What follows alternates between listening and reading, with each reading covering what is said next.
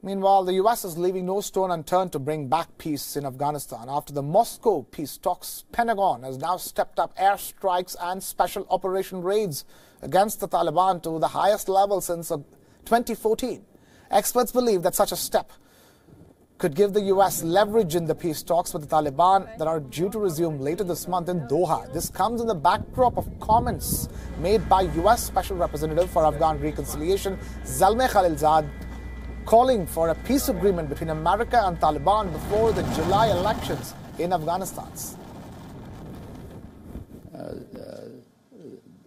The timing of a peace settlement, from our point of view, is the sooner is better. I have said that although there is an election, I know that makes reaching a peace agreement particularly complicated, but it would be better for Afghanistan if we could get a peace agreement before the election, which is scheduled in July.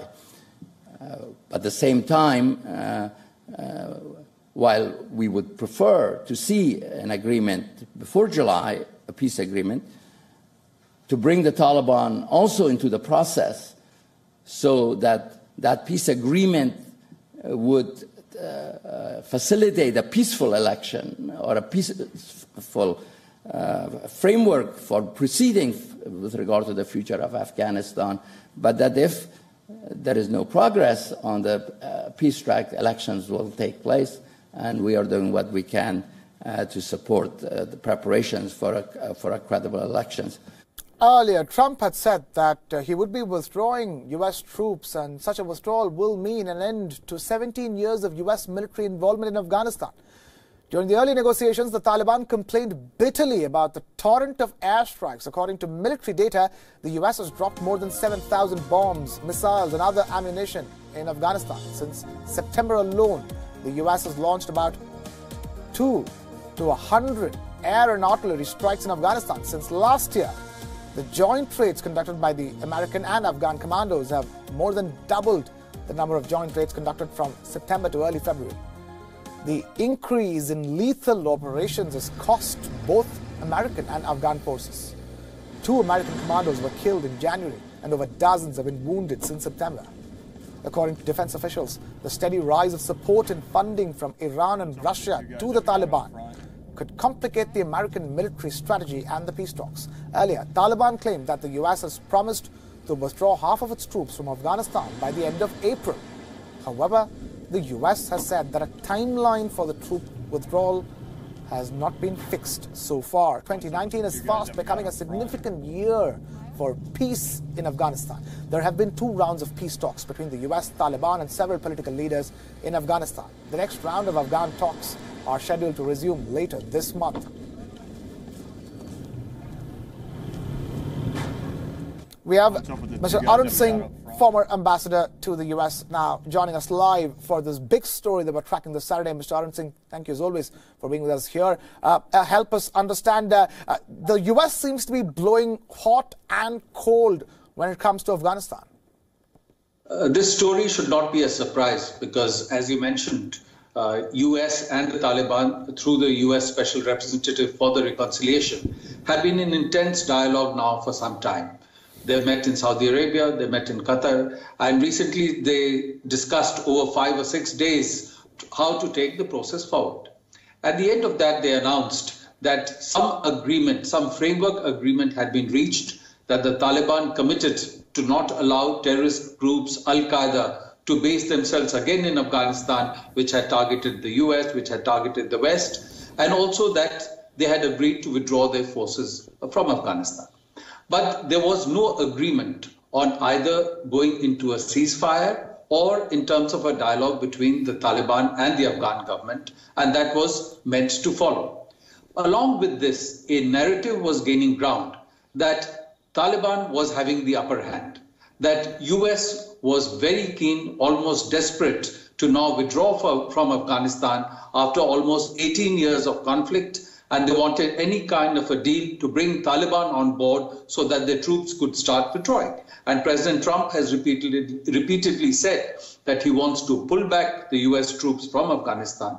Recently, there was an indication that orders had been given to look at withdrawing almost 50%, 7,000 troops from Afghanistan. While this was going on, the Taliban had continued with its attacks on Afghan forces, on Afghan security forces, on Afghan intelligence forces. And of late, there had been a number of these attacks where hundreds of people had been killed. So there was a need for the US now to balance out this narrative, to correct the narrative that they were essentially surrendering, that they were withdrawing, that the Taliban was having the upper hand.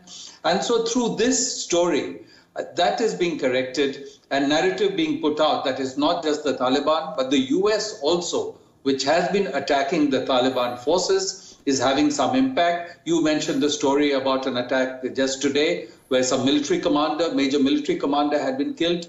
And a few days ago, President Trump had stated that the Taliban was now discussing with the US, progress was being made, and that progress was possible because the US has been hitting them hard.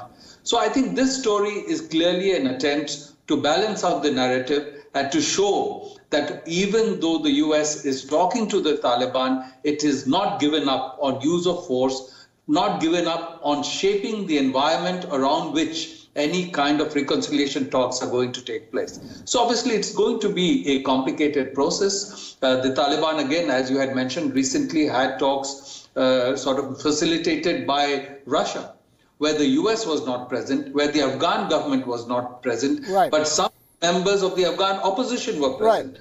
Again, would cause concern to the Afghan government. So there is a complex, multifaceted process on, and this story and US actions is one part of that. Right.